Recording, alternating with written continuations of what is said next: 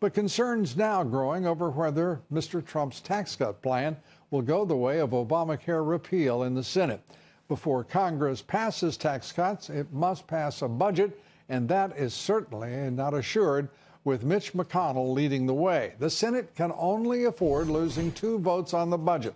Senator Rand Paul already affirmed no. Susan Collins, Bob Corker voicing their reservations and likely no votes. John McCain had been a holdout, but he announced this evening that he would back at least the budget. Our first guest tonight is a highly respected military and intelligence analyst, the former strategist, deputy assistant to President Trump, now chief strategist for the Make America Great Again coalition.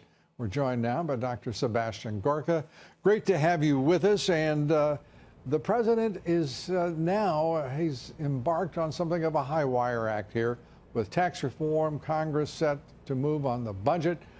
These are difficult times, no matter how repaired the relationship between Mitch McConnell and the president appears to be.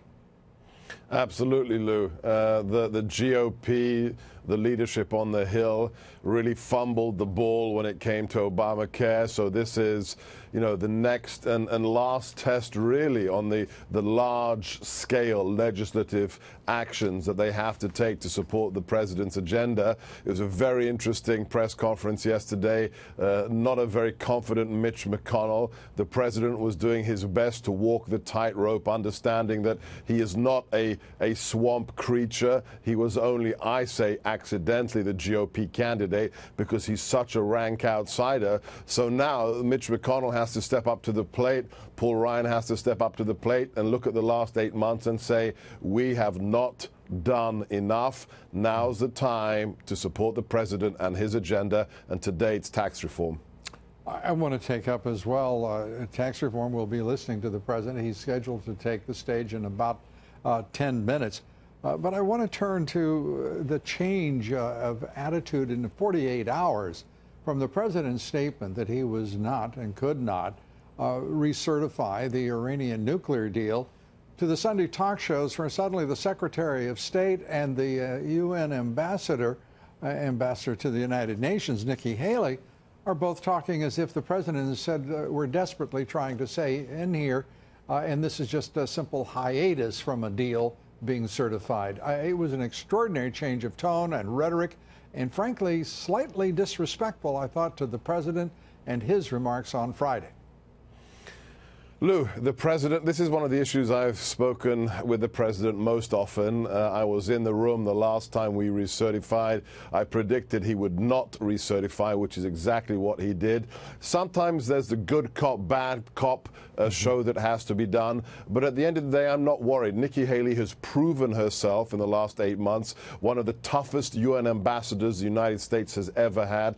Rex Tillerson, I'm going to say no comment right now. But the president, his gut instincts on the JCPOA being a disaster for U.S. security, for Israel's security, are absolutely right. And remember what he said when he said, I'm not going to recertify. He said, and I may pull us out of this altogether. That's what I recommended. I wrote an op-ed about it. Sooner or later, this deal has to be killed in the interest of national security.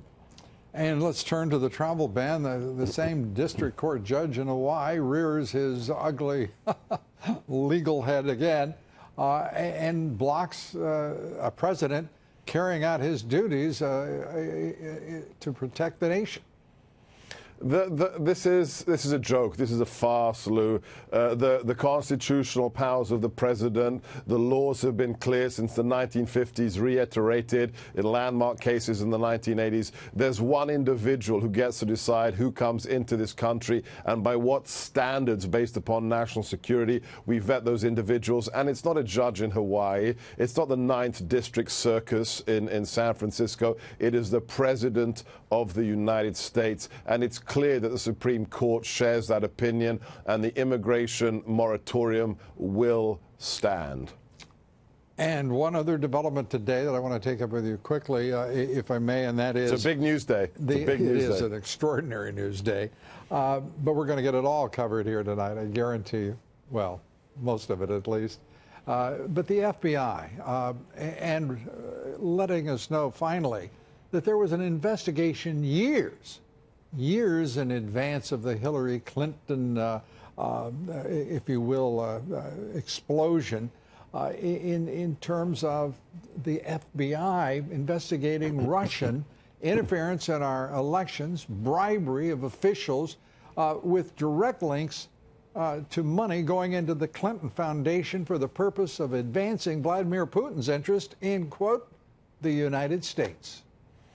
Lou, this is the biggest story of the day. I predict the consequences of this story will be heard for years and years. We have to doff our cap to Sarah Carter, who's breaking this story, an amazing investigative journalist in the old school. She's going to be giving details on your colleague Sean Hannity's show later tonight. This is pay for play. This is all it is. This is millions of dollars coming from a foreign government. But what's different? What's different? We've been reporting this story from the very beginning. Oh, what's different? What's different here is that we actually have FBI sources that are releasing this material.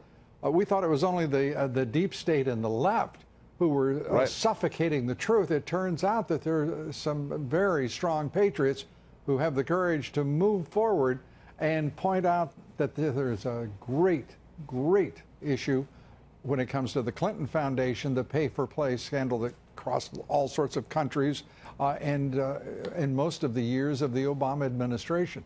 But the difference here, it seems to me, Sebastian, is there is actually a basis here to reopen Uranium One and the investigation of that deal in its entirety.